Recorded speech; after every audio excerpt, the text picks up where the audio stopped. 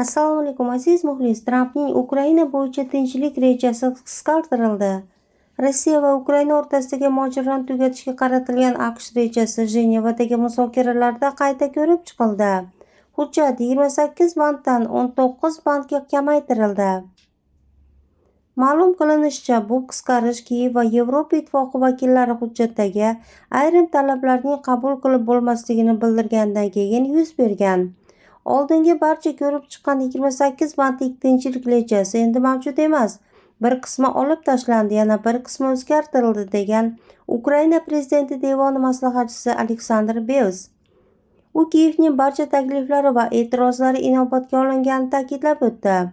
Nashrning yozishicha, Shveysariyadagi muzokaralardan so'ng yangilangan tinchlik rejasidan AQSh va Rossiya o'rtasidagi Ukraina mojarosiga bevosita aloqasi bo'lmagan munosabatlarga oid bandlar chiqarib tashlangan.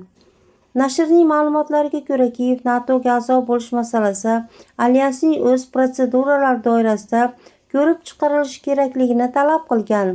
Bunda a'zolik barcha davlatlarning konsensusi, tomonlarning umumiy roziligi, ya'ni hamma kelishib qarshi bo'lmagan holat bilan hal qilinadi. Bu aslida dastlabki loyihadagi NATO kengashiga veto huquqi berish g'oyasini bekor qiladi. Nashrning yozishicha, Vladimir Zelenskiy eng nozik hududiy masalalarni Donald Tramp bilan shaxsan muhokama qilishni rejalashtirmoqda.